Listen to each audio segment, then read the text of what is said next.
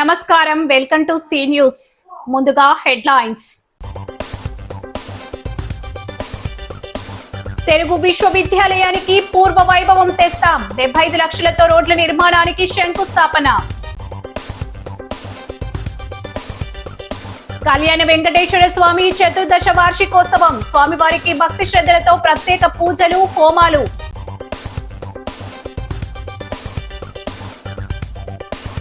Rural అభివృద్ధికి ప్రణాళికబద్ధంగా కృషి. ఎమ్మెల్యే గోరంట్ల బుచ్చయ్య చౌదరి వెల్లడి.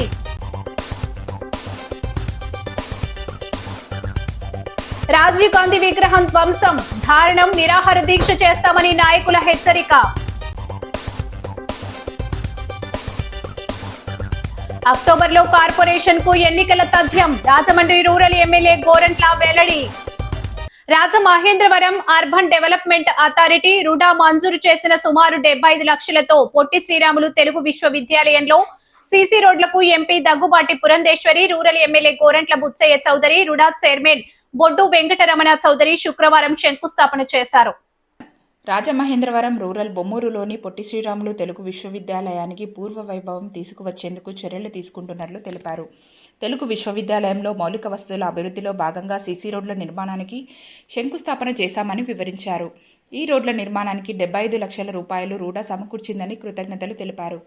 తెలుగు విశ్వవిద్యాలయంలో భవనాల నిర్మాణానికి సంబంధించి 65 కోట్లతో ప్రతిపాదనలు సిద్ధం చేయగా తొలి దశలో 20 కోట్ల నిధులు మంజూరు చేసేందుకు ప్రభుత్వం అంగీకరించిందని ఎంపీ పురంధేశ్వరి, ఎమ్మెల్యే గోరంట్ల తెలిపారు. విశ్వవిద్యాలయంలోని పాత భవనాలను తొలగించి వాటి స్థానంలో కొత్త భవనాలు నిర్మించాల్సిన అవసరం ఉందన్నారు. ఉపకులపతి ఆచార్య డి మునరత్నం నాయుడు మాట్లాడుతూ యూనివర్సిటీ అభివృద్ధికి సహకరిస్తున్న ఎంపీ, ఎమ్మెల్యేలకు కృతజ్ఞతలు తెలిపారు. జిల్లా బీజేపీ అధ్యక్షుడు పిక్కి నాగేంద్ర, టీడీపీ రూరల్ అధ్యక్షుడు మత్సెటి ప్రసాద్, టీడీపీ నాయకులు Panduri Apparao, Talari Murthy, Varre Rajesh, Koyyana Kumari, Kurralla Venkatrao, contractor Gopal, MPDO Sunil Armstrong, secretary G Venkatrao తదితరులు పాల్గొన్నారు.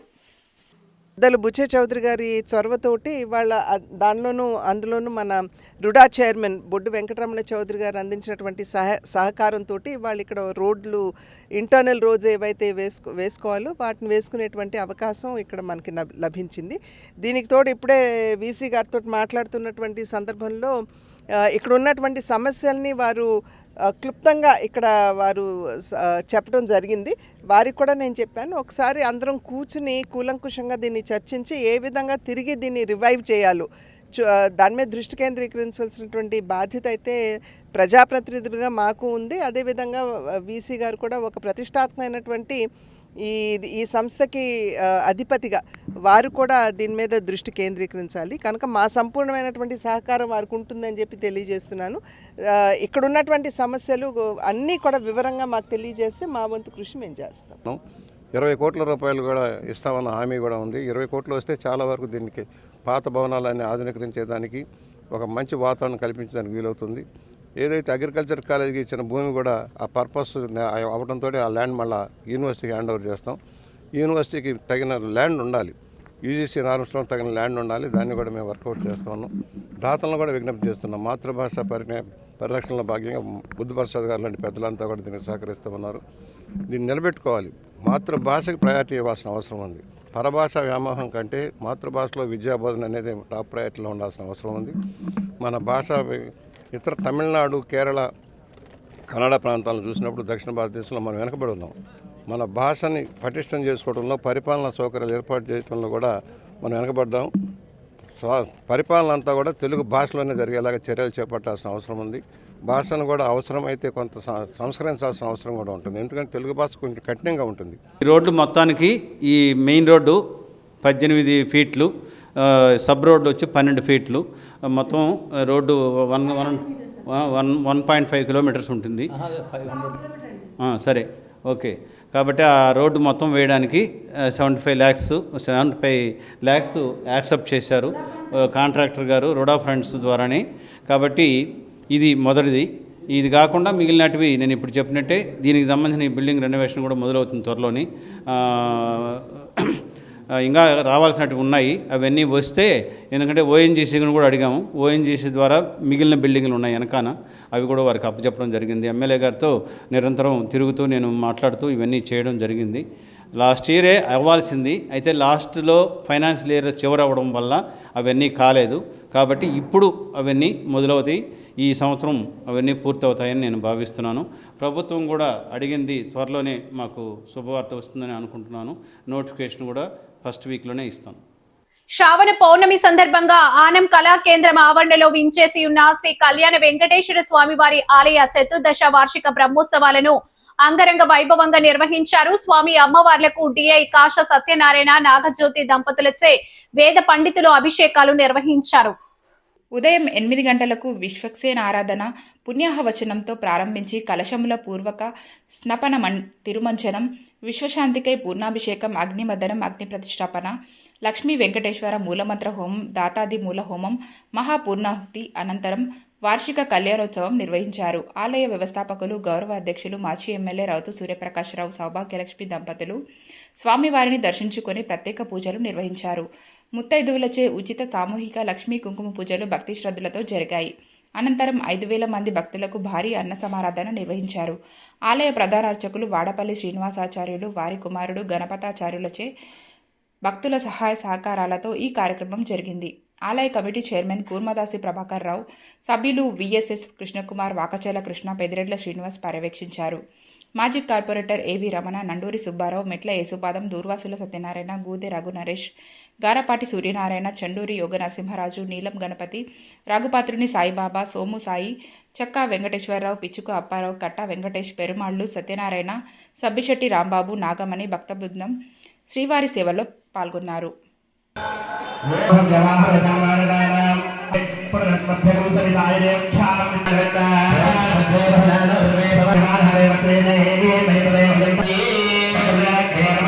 ఓం నమో వెంకటేశాయ. రాజమహేంద్రవరం శ్రీ కళ్యాణ వెంకటేశ్వర స్వామివారి ఆలయం ఆనం కళాకేంద్రం ప్రాంగణం. ఈరోజు స్వామివారికి అత్యంత అద్భుత వైభవంగా చతుర్దశ అంటే 14వ వార్షికోత్సవం అత్యంత అద్భుత వైభవంగా భక్తుల యొక్క సహాయ సహకారాలతో నిర్వహించడం జరిగింది. ఈ కార్యక్రమాన్ని మొన్న 10 అమావాస్య రోజున ఇక్కడ సహస్రఘటాభిషేకం మహాలక్ష్మీదేవమ్మవారి కుంకుమ పూజలు మన బోడినరావు గారు చేయడం జరిగింది. ఆ తదుపరి పాడ్యమి విధియ నుంచి మన ఆనం కళాకేంద్రం వెంకటేశ్వర స్వామి వార్షికోత్సవం వస్తుంది. దాన్ని అద్భుతంగా నిర్వహించాలని సంకల్పించాం. ఆ రోజు నుంచి కూడా ప్రారంభిస్తే ఈ రోజుకి ఈ కార్యక్రమం పొద్దుట విశ్వక్షేణారాధన, పుణ్యాహవాచనం, పంచామృత మండపారాధన, స్వామివారికి మహాస్నాపన తిరుమంజనం, అగ్ని ప్రతిష్టాపన, అగ్నిమదనం, స్వామివారికి వెంకటేశ్వర మూలమంత్రంతో హోమం, లక్ష్మీ సుదర్శన హోమం, అట్లాగే మహాపూర్ణావతి కార్యక్రమం. ఈ యొక్క సామూహిక భక్తులతో కుంకుమ పూజల కార్యక్రమాలు కూడా ఈ భక్తులందరూ కూడా కూర్చుని స్వయంగా స్వహస్తాలతో చేర్చుకున్నారు. ఆ యొక్క కార్యక్రమం కూడా నిర్వహించడం జరిగింది. అట్లాగే స్వామివారికి శాంతికర కళ్యాణం, లోక కళ్యాణార్థం శాంతికర కళ్యాణం, వార్షిక కళ్యాణం అంటారు.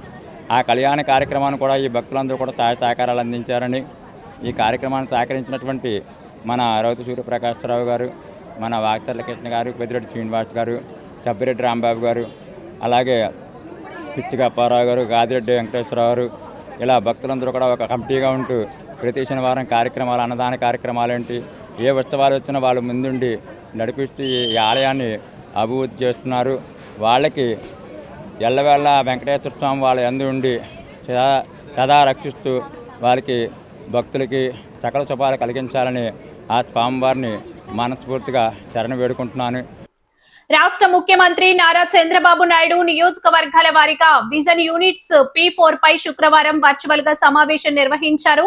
హుకుంపేట రూరల్ ఎంపీడీఓ కార్యాలయం నుంచి ఎమ్మెల్యే గోరంట్ల బుచ్చయ్య చౌదరి, జిల్లా రెవెన్యూ అధికారి కె భాస్కర్ రెడ్డి హాజరయ్యారు. నియోజకవర్గాల అభివృద్ధికి రూపొందించిన యాక్షన్ ప్లాన్ ప్రకారం అన్ని ప్రభుత్వ శాఖల అధికారులు ముందుకు సాగాలని సీఎం చంద్రబాబు సూచించారు. నియోజకవర్గాల అభివృద్ధికి విజన్ యూనిట్స్ కీలకంగా పనిచేయాల్సి ఉందని దిశానిర్దేశం చేశారు. దీనితో పాటు P4 విధానంపై అందరికీ అవగాహన కల్పించాలని ఆదేశించారు. P4 ద్వారా పేద కుటుంబాలను, విద్యార్థులను దత్తత తీసుకుని అభివృద్ధిలోకి తేవడానికి అవకాశం ఉంటుందన్నారు. దీనివల్ల సమాజంలో పేదరిక నిర్మూలన సాధ్యమవుతుందన్నారు. అనంతరం ఎమ్మెల్యే గోరంట్ల నియోజకవర్గంలో జరుగుతున్న అభివృద్ధి పనులపై సమీక్ష నిర్వహించారు. అభివృద్ధి పనులను వేగవంతం చేయాలని, పన్నుల వసూళ్లను 100% పూర్తి చేయాలని సూచించారు. అన్ని శాఖల అధికారులు సమన్వయంతో ముందుకు సాగడం ద్వారా రూరల్ నియోజకవర్గాన్ని ప్రగతిలో నెంబర్ 1గా నిలిపేందుకు సహకరించాలని కోరారు. రూరల్ ఎంపీడీఓ సునీల్ ఆమ్స్ట్రాంగ్, తహసీల్దార్ శ్రీనివాస్, డిప్యూటీ ఎంపీడీఓ అమ్మిరాజు, పంచాయతీ కార్యదర్శులు, ఇతర శాఖల అధికారులు పాల్గొన్నారు. దానికి డిబిటీ ఏదైతే పెన్షన్స్ తల్లిదండ్రులు ఇస్తున్నాం అదేవిధంగా స్కీమ్స్ కింద ఏదైతే ఉన్నారో దాని మీద ఫోకస్ ఉండాలి.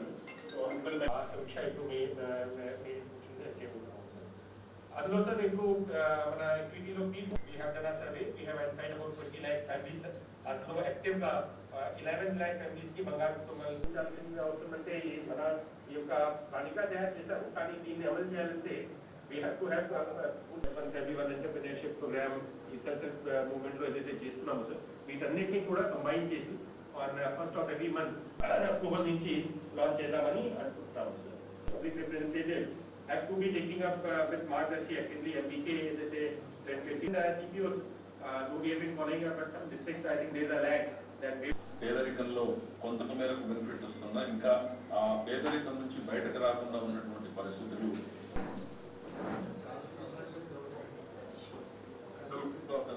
జాంపేట వంతెనపై మాజీ ప్రధాని రాజీవ్ గాంధీ విగ్రహం చేతిని ధ్వంసం చేసిన ఘటన దారుణమని అర్బన్ కాంగ్రెస్ నాయకులు ఆగ్రహం వ్యక్తం చేశారు. ప్రెస్ క్లబ్ లో జరిగిన విలేకరుల సమావేశంలో కాంగ్రెస్ పార్లమెంట్ కోఆర్డినేటర్ టీకే విశ్వేశ్వరరెడ్డి, అర్బన్ జిల్లా అధ్యక్షుడు బాలేపల్లి మురళీధర్ మాట్లాడారు. రాజీవ్ గాంధీ విగ్రహాన్ని ధ్వంసం చేసిన దుండగులను గుర్తించి కఠినంగా శిక్షించాలని, 15 రోజుల్లో నిందితులను పట్టుకోవాలని డిమాండ్ చేశారు. ఈ ఘటనపై 1 టౌన్ పోలీస్ స్టేషన్లో ఫిర్యాదు చేసినట్లు తెలిపారు. పోలీసులు సీరియస్గా స్పందించకపోతే ఆ విగ్రహం వద్దనే నిరాహార దీక్ష చేయడానికి కూడా సిద్ధమని ప్రకటించారు. రాజమహేంద్రవరంలో శాంతి భద్రతల పరిస్థితి దారి తప్పుతోందని ఆందోళన వ్యక్తం చేశారు. శాంతి భద్రతల పరిరక్షణపై ఎస్పీ ప్రత్యేక దృష్టి సారించాలని కోరారు. మహిళలకు రక్షణ కల్పిస్తామని చెబుతున్న ప్రభుత్వం ప్రియాంక హత్య ఘటనపై కనీసం ప్రకటన కూడా చేయకపోవడం బాధాకరమన్నారు. గోదావరి పుష్కరాలకు వచ్చిన నిధులపై శ్వేతపత్రం విడుదల చేయాలని డిమాండ్ చేశారు. ప్రజాస్వామ్య విలువలకు, జాతీయ నాయకుల పట్ల గౌరవానికి భంగం కలిగించేలా వ్యవహరించిన దుండగులను వెంటనే గుర్తించి కఠినంగా శిక్షించాలని డిమాండ్ చేశారు. పీసీసీ ఉపాధ్యక్షుడు S Martin Luther, Congress senior నాయకులు డాక్టర్ రాజశేఖర్, తాడి సూరిబాబు, బత్తిన చంద్రరావు, బర్రె సుబ్రహ్మణ్యం, సింధియారాణి, నీళ్ల వీర్రాజు తదితరులు పాల్గొన్నారు.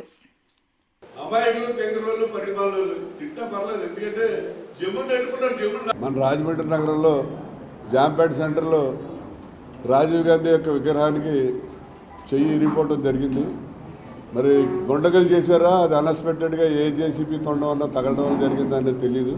నిన్ననే పోలీస్ కంప్లైంట్ ఇవ్వడం జరిగింది. మరి దాని మీద పోలీసులు సమగ్రమైనటువంటి దర్యాప్తు జరిపించి అది ఎందుకు జరిగింది, ఏం జరిగింది అనే విషయాన్ని తేల్చవలసిన బాధ్యత పోలీసు మీద ఉంది. ఎందుకంటే పోలీసు రాజమండ్రిలో సరిగా యాక్షన్ చేయట్లేదు. వాళ్ళు రాజమండ్రిలో ఈ మధ్యకాలంలో అనేకమైన దుర్ఘటనలు, సంఘటనలు జరుగుతున్నాయి. దేని మీద కూడా పోలీసు వారు సరైన చర్యలు తీసుకోవట్లేదు. 2 months బ్యాకే మార్టిన్ గారు అమ్మాయి పెళ్లిలో పేపర్ మిల్ దగ్గర, కళ్యాణ మండపం దగ్గర మన బాలేపల్లి మురళి గారు ఫ్లెక్సీలు పెడితే ఫ్లెక్సీలు కోసేసి బాలేపల్లి మురళి గారి యొక్క తల ఫ్లెక్సీని కూడా కట్ చేయడం జరిగింది. దాని మీద కంప్లైంట్ ఇచ్చి 2 నెలలు అయినా ఈవేళ వరకు కూడా ఫ్లెక్సీలు ఎవరు కట్ చేశారు ఏంటి అని వాళ్ళ మీద కేసు పెట్టడం కానీ అరెస్ట్ చేయడం కానీ చేయలేదు. కానీ సీసీ ఫుటేజ్లో, పేపర్ మిల్ సీసీ ఫుటేజ్లో చాలా క్లియర్గా ఎవరు చేశారనే విషయం పోలీసులు తెలిసింది. తెలిసినా కూడా పోలీసులు యాక్షన్ తీసుకోవట్లేదంటే దీన్ని బట్టి పోలీసు వ్యవస్థ ఎలా పనిచేస్తుంది అనేది అందరికీ కూడా తెలుస్తుంది. మరి రాజీవ్ గాంధీ మహానుభావుడు, చాలా సాఫ్ట్ మ్యాన్. అతను ఎవరికీ కూడా హాని చేసే టైప్ కాదు. చిరునవ్వుతో అందరినీ చాలా దగ్గర తీసుకుని చాలా అందరితో ఉండేవాడు. ఈ రాజమండ్రి సిటీలో కూడా పొలిటికల్ పార్టీలు ఏవి కూడా అలా విగ్రహాలు ధ్వంసం చేసే సంస్కృతి లేదు. మా ఉద్దేశంలో వాళ్ళు ఎవరు కూడా ధ్వంసం చేసి ఉండరు. ఎన్డీఏ కూటమి వాళ్ళు కానీ లేకపోతే వైసీపీ వాళ్ళు కానీ ఎవరు చేసి ఉండరు. కొంతమంది వ్యక్తులు కావాలనే ఈ మధ్యకాలంలో వచ్చిన సంస్కృతిలో, ఇందులో మందులో గంజాయి లిక్విడ్ వేసుకుని తాగేసి ఏం చేస్తారో వాళ్ళకి తెలియకుండా ఏదో హైలైట్ అయిపోవాలనే ఉద్దేశంతో కొంతమంది వ్యక్తులు చేసింది ఇది. దీన్ని కనుక పోలీసు వారు దర్యాప్తు చేసి తక్షణం ఎవరు చేశారో దోషులు తేల్చకపోయినట్లయితే మరి 15 రోజులు పోయిన తర్వాత అదే విగ్రహం దగ్గర మేము నిరాహార దీక్ష కూడా చేయడం జరుగుతుంది. మా ప్రీతం నాయకులు మాజీ ప్రధాని రాజీవ్ గాంధీ గారి యొక్క విగ్రహాన్ని జాంపేట మార్కెట్ రైలు వంతెన దగ్గర ఉన్న విగ్రహాన్ని చేతిని ధ్వంసం చేయటం జరిగింది. అట్లాగే మరొక మాజీ ప్రధాని శ్రీమతి ఇందిరాగాంధీ గారి విగ్రహం కూడా అక్కడ ఉంది, దాన్ని కూడా పాక్షికంగా ధ్వంసం చేయటం జరిగింది. ఈ విషయమే అక్కడ ఉన్నటువంటి మా క్యాడరు ఆ పరిధి అయినటువంటి 1 టౌన్ పోలీస్ స్టేషన్లో కంప్లైంట్ ఇవ్వడం కూడా జరిగింది. మేము కాంగ్రెస్ పార్టీ తరఫున డిమాండ్ చేస్తున్నాం, పోలీసు వారు దానిపైన వెంటనే పరిశోధన చేసి బాధ్యులను గుర్తించి వారిని కఠినంగా శిక్షించాలని.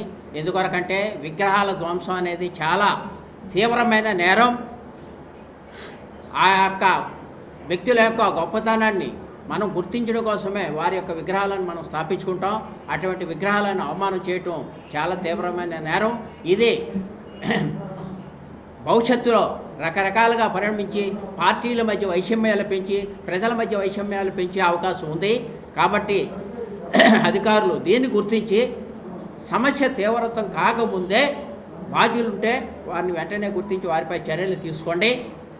లేని ఎడల 15 రోజుల తర్వాత మీరు సరిగా స్పందించకపోతే అదే విగ్రహం వద్ద మా నాయకులంతా కూడా నిరాహార దీక్ష ఆ ప్లేసులోనే చేయటం జరుగుతుంది. గ్రామ పంచాయతీల కార్పొరేషన్ లో విలీనమైన తర్వాతే ఎన్నికలు పెట్టాలని రాష్ట్ర ప్రభుత్వం కృతనిశ్చయంతో ఉందని Rajamahendravaram rural MLA TDP polit bureau సభ్యులు గోరంట్ల బుచ్చయ్య చౌదరి అన్నారు. పోర్టు వివాదాలను త్వరితగతిన పరిష్కరించడానికి చర్యలు చేపట్టామని చెప్పారు. పొట్టి శ్రీరాములు యూనివర్సిటీలో శంకుస్థాపన కార్యక్రమంలో పాల్గొనేందుకు వచ్చిన ఆయన మీడియాతో మాట్లాడుతూ రాజమండ్రి మున్సిపల్ కార్పొరేషనే కాకుండా రాష్ట్రంలోని అన్ని మున్సిపల్ కార్పొరేషన్లతో కలిపే ఎన్నికలు జరుగుతాయని ధీమా వ్యక్తం చేశారు. విలీన పంచాయతీలు కలిపే రాజమండ్రి ఎన్నికలు నిర్వహిస్తారని ఆయన అన్నారు. నగరానికి సమీపంలో గ్రామ పంచాయతీలు మురికి కూపాలుగా ఉన్నాయని, కార్పొరేషన్ను కలిసినట్లయితే నిధులు అధికంగా వచ్చే అవకాశం ఉందని చెప్పారు. ఆర్థిక సంఘం నిధులు రాకపోవడం వల్ల పంచాయతీల్లో పాలన ముందుకు సాగడం లేదన్నారు. కేంద్ర రాష్ట్ర ప్రభుత్వాల నుంచి నిధులు విడుదలైతేనే గ్రామాల సమగ్ర అభివృద్ధి సాధ్యమవుతుందన్నారు. అందుకే విలీనం చేసి ఎన్నికలు నిర్వహించాలని తాము కోరుతున్నట్లు వెల్లడించారు. విలీన పంచాయతీలను మెర్జర్ చేయాలని ఇక్కడే కాదు, గుంటూరు, కాకినాడ, విజయవాడ, తిరుపతి, అలాగే నెల్లూరు, ఏ ప్రాంతాల్లో అయితే అనేక విలేజ్లు చెత్తకొప్పలాగా తయారవుతున్నాయో అన్ని కలిపేయాలనే ఆలోచన. రాజమహేంద్రవరం రూరల్ మండలంలో దాదాపుగా 12-14 సంవత్సరాలకు ఎలక్షన్ లేక 15th ఫైనాన్స్ రాక అభివృద్ధికి నోచుకునే పరిస్థితి, గ్రాంట్లు రాని పరిస్థితి ఉంది కనుక కార్పొరేషన్ల కలపని నిర్ణయించాం. ఒకళ్ళిద్దరు కోర్టుకు వెళ్ళారు, వాళ్ళని కూడా విత్డ్రా చేసుకోమని రిక్వెస్ట్ చేసాం. విలీనం చేసి డివిజన్లు కూడా పెరుగుతాయి. గత డివిజన్లో 50 ఉన్నాయి, ఇవాళ విలీనం అయిన తర్వాత డివిజన్ల సంఖ్య భారీగా పెరిగే అవకాశం ఉంది కనుక ఇది అభివృద్ధికి మారుపేరుగా నిలవాలి, గ్రేటర్ రాజమండ్రిగా ఉండాలి. విశాఖపట్నం, విజయవాడ, గుంటూరు తర్వాత పెద్ద నగరం అవుతుంది. దీన్ని దావైపు దృష్టి సారిస్తున్నాం. ఎలక్షన్లు పెట్టాలని నేను నిర్ణయం ఉన్నాం ఖచ్చితంగా. ఎందుకంటే స్థానిక సభ్యపరిపాలన ఉండాలి, స్థానిక నాయకత్వాలు ఉండాలి, వారి సారథ్యంలో స్థానిక సమస్యల పరిష్కారం కావాలన్న జయంలో నా వరకు నేను కృషి చేస్తూ ఉన్నాను. ఆల్మోస్ట్ సీఎం గారు కూడా వెరీ పర్టికులర్, అలాగే మున్సిపల్ అడ్మినిస్ట్రేషన్ మినిస్టర్ గారు కూడా దాని మీద కృషి చేస్తూ ఉన్నారు. కోర్టులో ఉన్న కేసులను రేపు సోమవారం తర్వాత దాన్ని వర్కౌట్ చేసి రాబోయే నోటిఫికేషన్లో దీన్ని కూడా చేర్చాలని లక్ష్యంలో ఉన్నాం. అంటే పుష్కరాలలోపు ఎన్నికలు కూడా జరుగుతాయి, అయిపోవాలి, అక్టోబర్లో ఎన్నికలు అవ్వాలనేది లక్ష్యంలో ఉన్నాం. సెప్టెంబర్, అక్టోబర్ నోటిఫికేషన్ వచ్చి అక్టోబర్, నవంబర్ లోపల ఎలక్షన్లు కంప్లీట్ చేయాలనే ధ్యేయంలో ప్రభుత్వం ఉంది. అంటే ఇది ఫస్ట్ జాబితాలో మన రాజమండ్రి లేదంటున్నారు? లేదు, అన్ని జాబితాలు కలిపే వస్తాయి. అంటే ప్రాసెస్ కొంచెం వెంటనే చేయాలి. మేము ఒక వారం రోజుల్లో దీన్ని కంప్లీట్ చేసేస్తే, ప్రాసెస్ చేస్తే మళ్ళీ ప్రాసెస్కి వెళ్ళాలి. ఎందుకంటే పాత లిస్టు ఎస్ఆర్తో సంబంధం లేకుండా చేయాలని ఒక ఆలోచనలో ఉంది రాష్ట్ర ప్రభుత్వం. పాత ఓటర్ లిస్టును పెట్టి బేస్ చేసి డివిజన్లో విభజన చేద్దామనే ఆలోచనలో ఉన్నారు కనుక అది వేగం అయ్యేదానికి అవకాశం ఉంది, పెద్ద ఇబ్బంది ఉండేదానికి అవకాశం లేదు. ప్రముఖ సినీ నటుడు స్వర్ణాంధ్ర స్వచ్ఛాంధ్ర సేవా సంస్థ గౌరవ సలహాదారు సుమన్ పుట్టినరోజు వేడుకలు లాలా చెరువు స్వర్ణాంధ్ర వృద్ధాశ్రమంలో ఘనంగా నిర్వహించారు. జన్మదిన కేకును వృద్ధులతో కలిసి స్వర్ణాంధ్ర రాంబాబు కట్ చేశారు. వృద్ధులకు చీరలు పంపిణీ చేశారు. ఈ కార్యక్రమానికి ప్రముఖ వ్యక్తిత్వ వికాస నిపుణులు Darapu Nagireddy, helping hands group admin Anoop Kumar Jain ముఖ్య అతిథులుగా హాజరయ్యారు. స్వర్ణాంధ్ర ముఖ్య నిర్వాహకులు లయన్ కప్ డాక్టర్ గుబ్బల రాంబాబు మాట్లాడుతూ స్వర్ణాంధ్ర సేవా సంస్థ ప్రారంభం నాటి నుండి 3 దశాబ్దాల పాటు సినీ నటుడు సుమన్ అందించిన సహకారం ఎంతగానో ఉపకరించిందన్నారు. ఈ కార్యక్రమంలో గౌడ శెట్టిబలిజ సంఘం రాష్ట్ర నాయకులు మార్గాని చంటిబాబు, రేలంగి శేఖర్ ప్రత్యేక అతిథులుగా పాల్గొన్నారు. ఈ సందర్భంగా స్వర్ణాంధ్ర వృద్ధాశ్రమం స్థాపన, నిర్మాణ, నిర్వహణలో సుమన్ పాత్ర ప్రశంసనీయమైనదని దారపు నాగిరెడ్డి ప్రస్తుతించారు. మార్గాని చంటిబాబు మాట్లాడుతూ సుమన్ 170 ఎకరాల భూమిని సైనికుల సహాయార్థం అందించడం గొప్ప మనసును చాటుకుందన్నారు. ఈ కార్యక్రమంలో స్వర్ణాంధ్ర సిబ్బంది హరికృష్ణ, మీరాకుమారి, దివ్య, రాజేష్ తదితరులు పాల్గొన్నారు.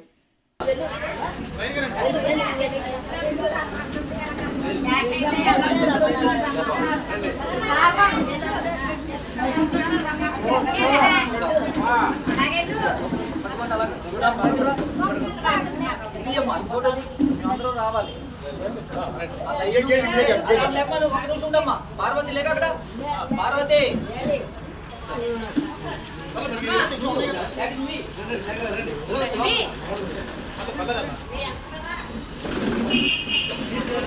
ఆర్యాపురం శ్రీకృష్ణ చైతన్య మిషన్ అండ్ ఆశ్రమం శ్రీ గౌరాంగ రాధాకృష్ణ మందిరంలో శ్రీకృష్ణ జన్మాష్టమి వేడుకల్లో భాగంగా శుక్రవారం బలరామ జయంతిని ఘనంగా నిర్వహించారు. ముందుగా ఉదయం 9 గంటలకు గోపూజ కార్యక్రమం జరిగింది. శ్రీకృష్ణ చైతన్య మిషన్ అండ్ ఆశ్రమం వ్యవస్థాపక ఆచార్యులు శ్రీల భక్తి వైభవ పూరి గోస్వామి వారి ఆశీస్సులతో భక్తి కంకణ బన మహారాజ్ ఆధ్వర్యంలో సెప్టెంబర్ 4వ తేదీ వరకు ఈ మహోత్సవాలు జరుగుతున్నాయి. ఉత్సవాల్లో భాగంగా గోపూజ, బలరామ జయంతి జరిగింది. ఆశ్రమాన్ని విద్యుత్ దీపాలు, పుష్పాలతో అందంగా అలంకరించారు. ప్రతి ఏటా ఇక్కడ శ్రీకృష్ణ జన్మాష్టమి వేడుకలను ఘనంగా నిర్వహించడం ఆనవాయితీగా వస్తోంది. ప్రతిరోజు సాయంత్రం శ్రీ రాధాకృష్ణుల ఊయల ఉత్సవం, హరినామ సంకీర్తన నిర్వహిస్తున్నారు. భక్తులు పెద్ద ఎత్తున తరలివచ్చి జన్మాష్టమి వేడుకల్లో పాల్గొని తీర్థప్రసాదాలు స్వీకరిస్తున్నారని ఆశ్రమ ఇన్ఛార్జ్ హరిదాస్ బ్రహ్మచారి తెలిపారు.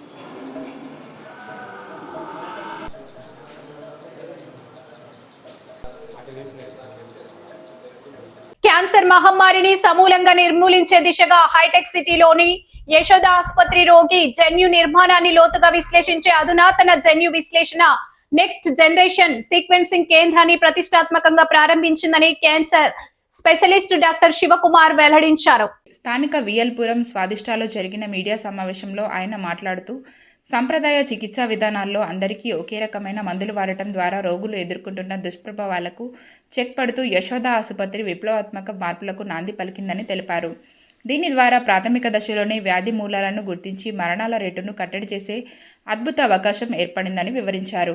గతంలో వ్యాధి కణాలతో పాటు ఆరోగ్యకరమైన కణాలను సైతం దెబ్బతీసే రసాయన చికిత్సలు, కీమోథెరపీ స్థానంలో ఇప్పుడు కేవలం వ్యాధి కణాలనే లక్ష్యంగా చేసుకుని అంతం చేసే అత్యుత్తమ విధానాలు అందుబాటులోకి వచ్చాయన్నారు. ముఖ్యంగా లక్షిత ఔషధాలు, రోగి సొంత రోగనిరోధక వ్యవస్థను మేల్కొల్పే నూతన చికిత్సలతో బాధితుల జీవితకాలం, జీవన ప్రమాణాలు గణనీయంగా మెరుగుపడుతున్నాయని విశ్లేషించారు. Andhra Pradesh marketing manager Sai Venkat Maddu, marketing executive VC Sai Kiran తదితరులు పాల్గొన్నారు. కానీ రెండు మనిషికి క్యాన్సర్ ఒక రకాలు ఉండదు. ప్రతి మనిషికి క్యాన్సర్లో కొన్ని వాళ్ళ క్యాన్సర్ కణాల లోపల డిఎన్ఏలో కొన్ని యూనిక్ మ్యూటేషన్స్ ఉంటాయి.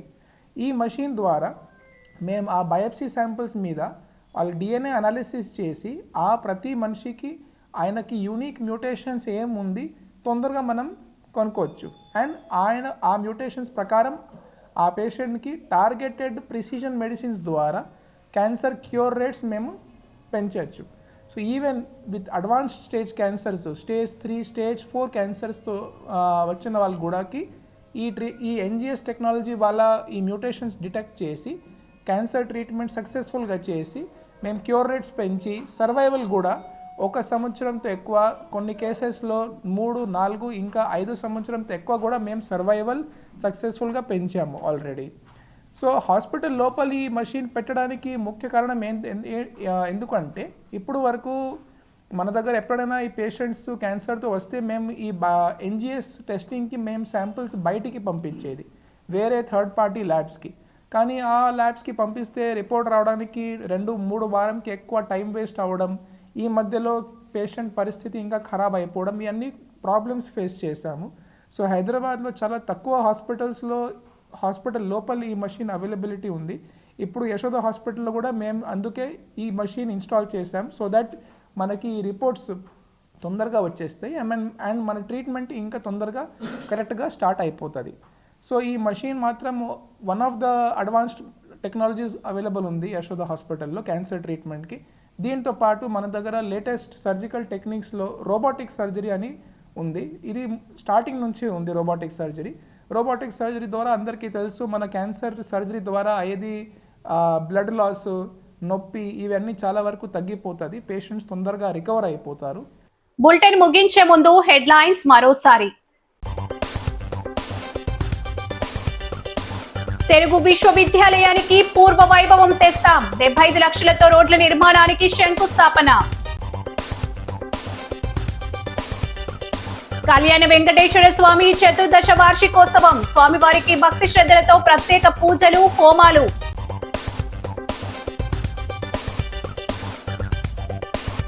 రూరల్ అభివృద్ధికి ప్రణాళికబద్ధంగా కృషి, ఎమ్మెల్యే గోరంట్ల బుచ్చయ్య చౌదరి వెల్లడి.